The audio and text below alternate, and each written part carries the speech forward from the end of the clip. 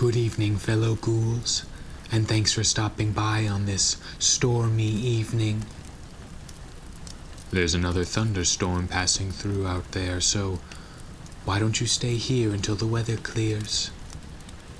Yes, pull up a chair, and I'll read to you from my collection of true scary stories.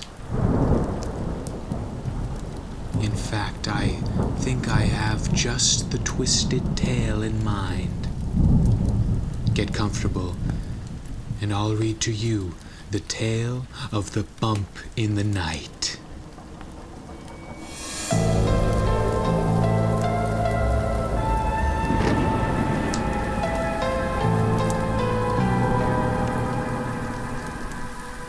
A few summers ago, my girlfriend Beth and I decided that it was time to get away. We lived in New York City at the time and had been feeling a bit cooped up at our respective office jobs and just generally burnt out by the overall routine. We would stuff ourselves into the subway every morning, then sit in a windowless office under fluorescent lighting for 9 hours. No matter how well you're getting paid, you can only take so much of that. So we decided to rent a car and head upstate. We went onto Airbnb and looked for something calm and secluded that would make us feel like we were out in nature. Basically the perfect antidote to our New York City living. After a bit of scrolling, we found it. A small home right on a lake only a few hours upstate. It met all of our criteria, and the price per night was pretty good too, so we booked the long weekend and left that Friday after work. The ride upstate was fine, but we hit a bit of traffic coming out of the city and ended up losing an hour or so. By the time we were getting close to the lake house, the sun had already gone down, which made it a little harder to find. Google Maps had taken us pretty far, but eventually we had to navigate through some back roads, which weren't quite as clear on my phone. The host of the Airbnb, Hannah, had sent us instructions for this section, like turn right at the fork in the road and then turn left at the old barrel. Beth and I looked at each other nervously as we navigated these back roads. Honestly, I hesitate to even call them roads. They were uneven dirt paths littered with large rocks. Our little rented car bounced up and down like an amusement park ride as we did our best to follow the instructions, the glow of our headlights barely illuminating the pitch blackness of the unfamiliar woods. Eventually Beth cried out, "There it is! That must be the barrel!"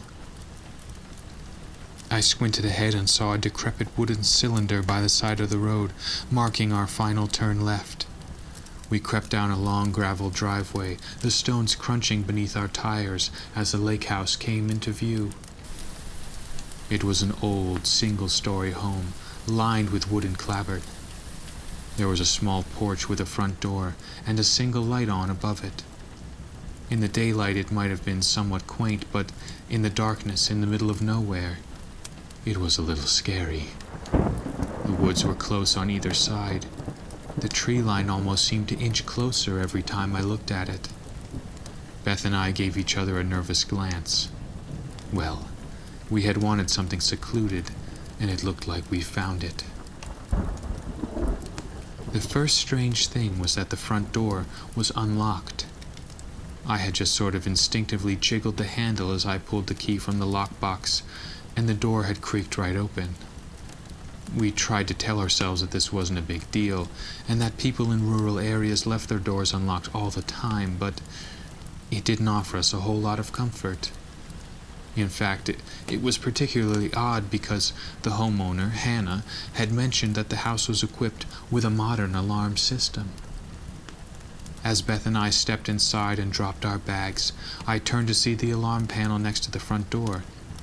It was hanging loose on the wall with a small post-it note that read, "Alarm not working. Repairman coming tomorrow." Great. We found this a bit unsettling, but there wasn't much we could do at that point. It was getting late into the night, so I just made sure to bolt the door, and we started getting settled. The rest of the house was actually pretty nice. Though old and a bit rustic, It was fairly clean, and the bathroom seemed to have been updated recently. While brushing my teeth, I heard Beth scream from the bedroom. I ran in to find her cowering in the corner. On the window frame next to the bed was a massive wolf spider. Certainly the biggest spider I'd ever seen outside of a zoo. I'd like to say that I calmly trapped it with a glass and a magazine, but I actually ended up whacking at it with a broom from the hall closet until it skittered away. We went to bed around 1 or 2 in the morning, having had enough adventure for a little bit. Nature? Check. Seclusion? Check. Calm? Not so much. The next day was blissfully unremarkable. Beth and I woke up late and made some breakfast from the groceries we brought with us. Behind the house was a deck and a path down to the lake, so we took our omelets and sat by the water. After a slightly rough start, we finally had a chance to relax. That evening, we got cozy in the living room. There was an old, boxy TV with a DVD player and an impressive collection of movies.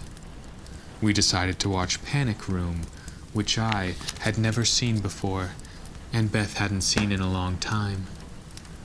About an hour into the movie, it started to rain outside. To the left of the TV was a huge set of windows that looked out into the woods surrounding the house. The sky got dark and the leaves danced up and down in the heavy rainfall. As the movie went on, we began to realize that it wasn't just the storm. It was actually starting to get dark outside. Before we knew it, it was almost pitch black beyond the windows. We couldn't see any of the dense forest. We could only hear the rain tapping on the glass. We had a couple of lamps on in the house and, sitting across from the windows, started to feel a little exposed. I got up from the couch to close the curtains, only to realize that there weren't any. Wait, what? Beth sat up. No curtains. We had been so engrossed in the movie that we genuinely hadn't noticed. I guess since we're in the middle of nowhere, surrounded by all these trees, Hannah doesn't feel like she needs them. Though we appreciated the seclusion of the lake house, Hannah's busted alarm combined with the perpetually open windows had us feeling a little on edge. Anyway, we finished Panic Room and decided to go to sleep.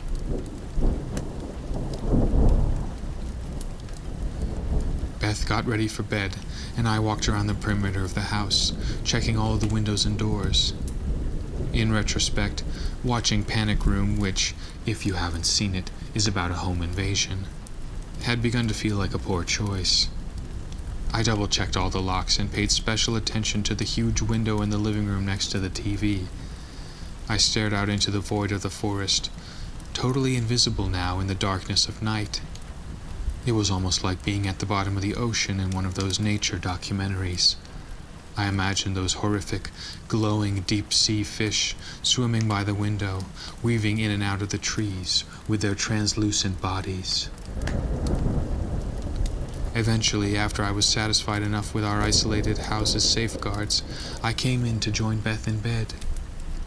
Though we were both still feeling a bit uneasy, we huddled together, and the white noise of the rain outside eventually lulled us into a heavy slumber. Knock, knock. What was that? I heard Beth whisper in the dark, confusion in her voice. What? I rolled over to her, unsure of what time it was. It was still pitch black outside, and I could still hear the rain. I think somebody just knocked on the door. The confusion in her voice started to sound a little bit like fear. Are you sure? I replied, still getting my bearings. Knock, knock, knock. In the movies, when people hear a scary noise at night, they tend to bolt upright in bed. For me, at least, that's not how it went. I froze completely. Beth and I both laid perfectly still, our brains taking a moment to register what we'd heard. After a moment of deafening silence, Beth eventually asked, "What should we do?" I did my best to conjure up some courage and decided to go have a look. You wait here, I'll go see. Service was spotty, but I grabbed my phone anyway, mostly for its built-in flashlight. Our bedroom was connected to the living room, which itself was right off the front entryway.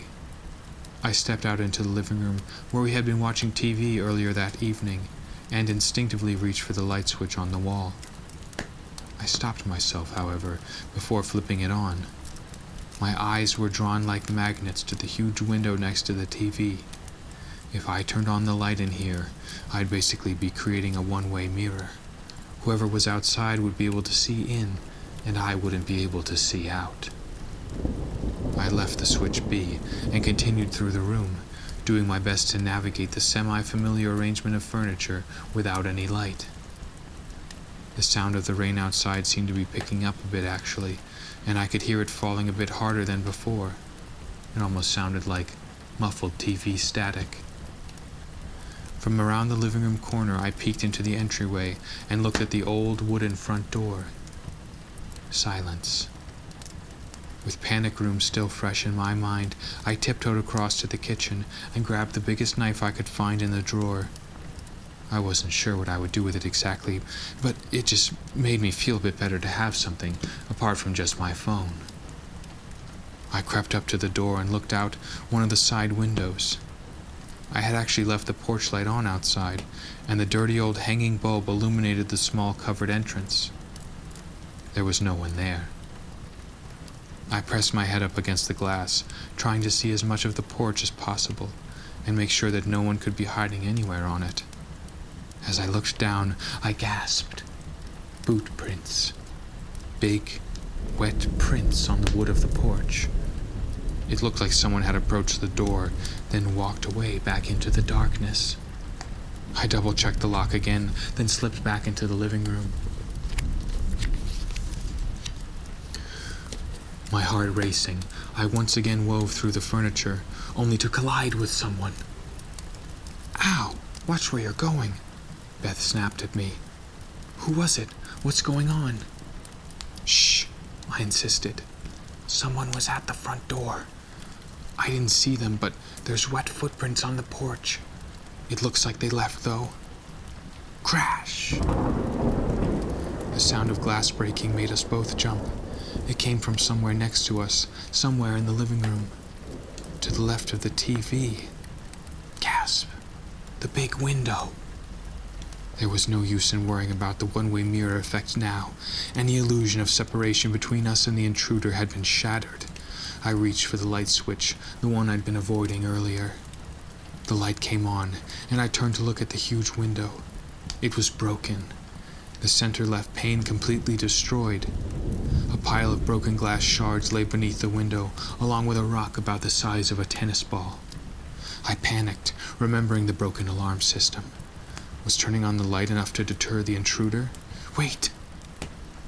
By the window on the TV stand were the keys to our car. I grabbed them off the table and pressed the alarm button. Our car, parked right next to the house, went off, its loud horn blaring in the night. Beth and I crept over to the window, looking out into the darkness. As our car's alarm echoed through the trees, its head and rear lights also went on and off, the warm rhythmic glow momentarily illuminating the rainy woods. We both swear we saw someone running in the night, retreating back into the obscured forest. And that was that. We called the police and went through all that. We complained to Hannah in our Airbnb review about the broken alarm and the lack of curtains, but nothing ever came of it. She offered us a discount on our next stay with her, but we felt pretty confident that there wouldn't be a next stay. Yes, it had been nice to get away from the hustle and bustle, but as our last night had proven, seclusion and calm don't always go hand in hand. We're not sure where our next weekend getaway is going to be, but for now, we're happy enough with a city that never sleeps. If I lived in that lake house, I'd never sleep again.